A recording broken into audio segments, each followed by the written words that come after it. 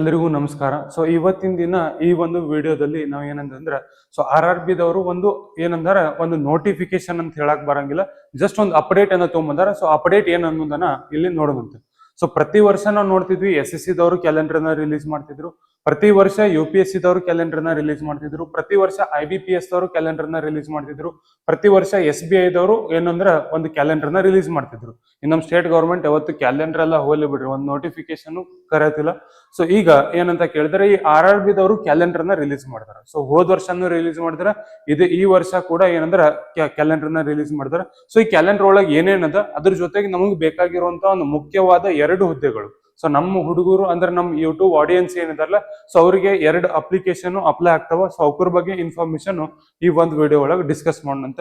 So ಅದು ಯಾವ್ದಂತ ಕೇಳಿದ್ರೆ, ಒಂದು RRB NTPC, ಇನ್ನೊಂದು ಏನಂದ್ರೆ RRB ಗ್ರೂಪ್ ಡಿ ಬಗ್ಗೆ ಆಗಿರುತ್ತೆ. ಓಕೆ, ಸೊ ಇಲ್ಲಿ ಒಂದನೇದ್ದು ಏನ್ ನೋಡೋದಂದ್ರ ನಮ್ ಕ್ಯಾಲೆಂಡರ್ ಒಳಗೆ ನಮಗ್ ಯೂಸ್ ಆಗೋದು ಏನೇನದ ಅದನ್ನ ಸ್ವಲ್ಪ ನೋಡಂತೆ. ಸೊ ಕ್ಯಾಲೆಂಡರ್ ಒಳಗೆ ನಮ್ಗೆ ಏನಂದ್ರ ಜುಲೈ ಮತ್ತು ಸೆಪ್ಟೆಂಬರ್ ಅವಧಿ ಒಳಗ ಇಲ್ಲಿ ALP ಕಾಲ್ಫಾರ್ಮ್ ಆಗ್ತದ, ಜೂನಿಯರ್ ಇಂಜಿನಿಯರ್ ಕಾಲ್ಫಾರ್ಮ್ ಆಗ್ತದ, ಮತ್ತು ಹೊಳ್ಳಿ ಸೆಕ್ಷನ್ ಒಂದಷ್ಟು ಪೋಸ್ಟ್ಗಳು ಕಾಲ್ಫಾರ್ಮ್ ಆಗ್ತದೆ. ಅವೆಲ್ಲ ನಮ್ಗೆ ಬೇಕಾಗಿಲ್ಲ. ಬಟ್ ನಮಗ್ ಬೇಕಾಗಿರೋದು ಯಾವ್ದು NTPC ಮತ್ತು ಯಾವ್ದು RRB NTPC ಮತ್ತು RRB ಗ್ರೂಪ್ ಡಿ 2 ಬೇಕು. ಸೊ ಇಲ್ಲಿ ಜುಲೈ ಮತ್ತು ಸೆಪ್ಟೆಂಬರ್ ಅವಧಿ ಒಳಗ RRB NTPC ಪದವಿ ಮಟ್ಟದ ಒಂದಷ್ಟು ಹುದ್ದೆಗಳು ಕಾಲ್ಫಾರ್ಮ್ ಆಗ್ತಾವ. ಯಾವಾಗಂತ ಕೇಳಿದ್ರೆ ಜುಲೈ ಮತ್ತು ಸೆಪ್ಟೆಂಬರ್ ಅವಧಿ ಒಳಗ. ಸೊ ಜುಲೈಯಿಂದ ಏನ್ ಸೆಪ್ಟೆಂಬರ್ ಒಂದು ಏನ್ ಟೈಮ್ ಪೀರಿಯಡ್ ಇರುತ್ತಲ್ಲ, ಸೊ ಅದ್ರ ಒಳಗ ಏನಂದ್ರೆ ಈ ಒಂದು ನೇಮಕಾತಿ ಹೊರಗೆ ಬರುವಂತ ಒಂದು ಸಾಧ್ಯತೆ ಇರ್ತದೆ. ಜೊತೆಗೆ ಏನಂದ್ರೆ ನಿಮ್ಗೆ ನೇಮಕಾತಿ ಒಂದ್ಸತಿ ಬಂದ್ರೆ ನಿಮ್ಗೆ ಗೊತ್ತಿರ್ಬೋದು, ಬರೀ 4 ತಿಂಗಳೊಳಗ ಎಕ್ಸಾಮ್ ಮಾಡಿ ಇದನ್ನೆಲ್ಲ ಮುಗಿಸ್ಬಿಡ್ತಾರ. ಓಕೆ, ನೆಕ್ಸ್ಟ್ ಅಕ್ಟೋಬರ್ ಮತ್ತು ಡಿಸೆಂಬರ್ ಅವಧಿ ಒಳಗ ನಮ್ಗೆ ಏನಂದ್ರೆ ಲೆವೆಲ್ 1 ಅಂದ್ರ ಗ್ರೂಪ್ ಡಿ ಹುದ್ದೆಗಳು ನೋಡಕ್ ಸಿಗ್ತಾವ. ಗ್ರೂಪ್ ಡಿ ಹುದ್ದೆಗಳು ನೋಡಕ ಸಿಗ್ತಾವ.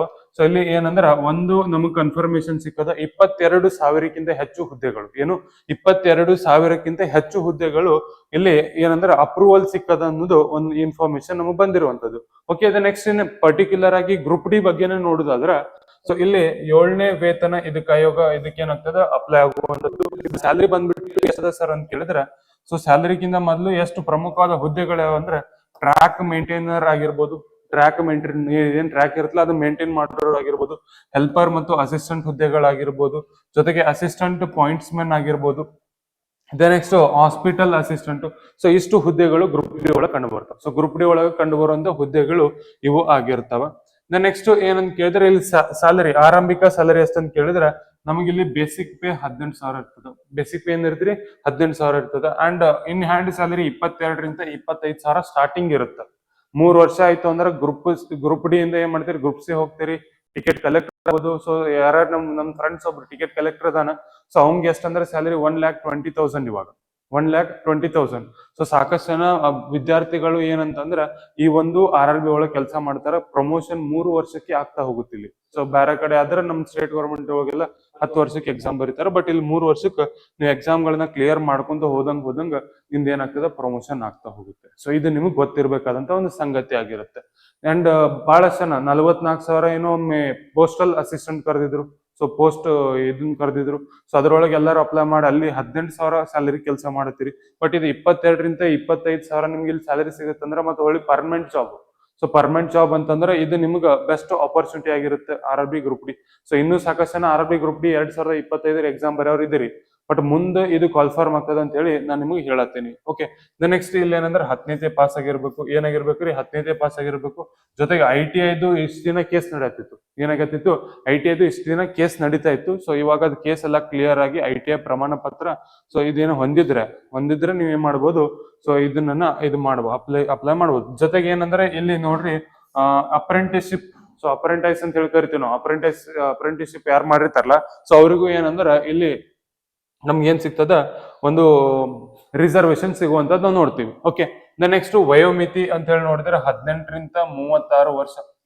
18 ರಿಂದ 36 ವರ್ಷ. ಸೊ ಕೋವಿಡ್ ನಿಂದಾಗಿ ಏನಾಗಿದೆ, 3 ವರ್ಷ ವಯೋಮಿತಿ ಸಡಲಿಕೆ ನೀಡಲಾಗಿದೆ.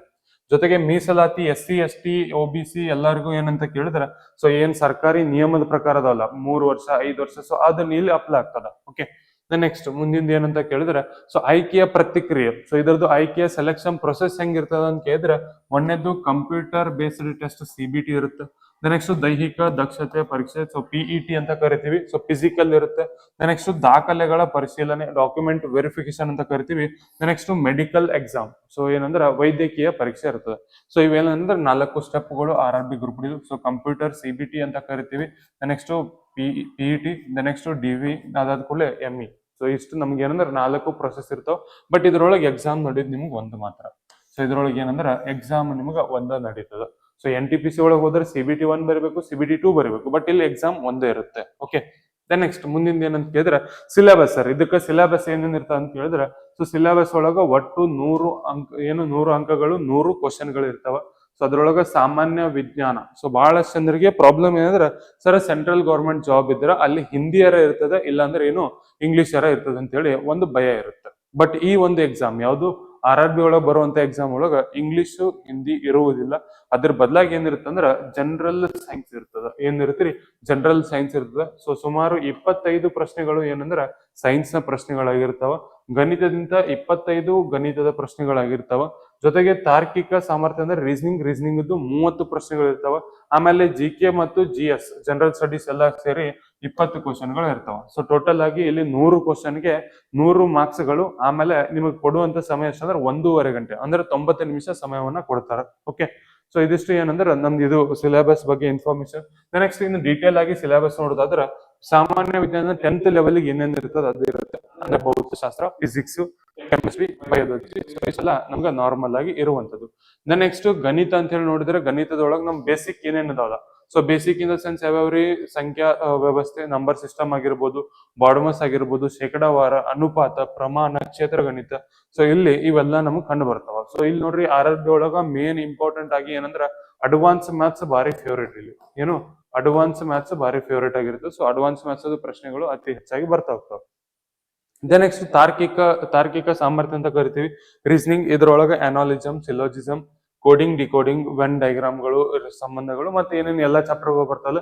ಸೊ ಇಲ್ಲಿ ನಮ್ದು ಏನಂದ್ರೆ ಇತ್ಯಾದಿ ಅಂತ ಹೇಳಿಬಿಟ್ಟಾರಂದ್ರೆ ಇಲ್ಲಿ ಬಹಳ ಚಾಪ್ಟರ್ಗಳು ಬರ್ತಾರೆ. ಏನ್ರಿ ರೀಸನಿಂಗ್ ಒಳಗ್ ಚಾಪ್ಟರ್ಗಳು ಸಿಕ್ಕಾಪಟ್ಟೆ ಅದಾವ.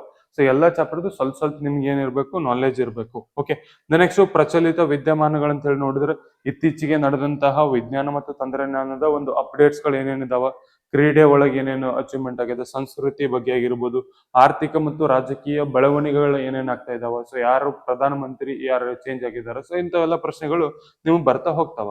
ಓಕೆ, ಸೊ ಇಷ್ಟಾದ್ರೆ ಇದೇನ್ ನಮ್ದು RRB ಒಂದು ಗ್ರೂಪ್ ಡಿ ಬಗ್ಗೆ ಅಪ್ಡೇಟ್ ಆಗಿರುತ್ತೆ. ಸೊ ಗ್ರೂಪ್ ಡಿ ಅಪ್ಡೇಟ್ ಏನಂತ ಕೇಳಿದ್ರೆ, ಒಂದು ಫೈನಲ್ ಆಗಿ ನಾನು ನಿಮ್ಗೆ ಹೇಳುವಂತ ವಿಷಯ ಅಂದ್ರೆ 22,000 ಪೋಸ್ಟ್ ಗಳನ್ನ ಅಪ್ರೂವಲ್ ಸಿಕ್ಕಿದೆ. ಏನಾಗಿದೆ 22,000 RRB ಗ್ರೂಪ್ ಡಿದು ಅಪ್ರೂವಲ್ ಸಿಕ್ಕಿದೆ. ಹೋದ ವರ್ಷ ಅದಕ್ಕಿಂತ ಹಿಂದಿನ ವರ್ಷ ಎಲ್ಲ ಬಹಳಷ್ಟು ಪೋಸ್ಟ್ ಇದ್ರಿ, 60,000, 38,000. ಸೊ ಹಿಂಗೆಲ್ಲ ನಮ್ ಪೋಸ್ಟ್ ಗಳನ್ನ ನೋಡಕ್ ಸಿಕ್ಕಿದ್ದು. ಬಟ್ ಇವಾಗ ಏನು ಸ್ವಲ್ಪ ಪೋಸ್ಟ್ ಬಂದದ್ದು, ನಮಗ್ ಬೇಕಾಗಿರೋದೇನು ಒಂದು ಪೋಸ್ಟ್ ಆಗಿರುತ್ತೆ.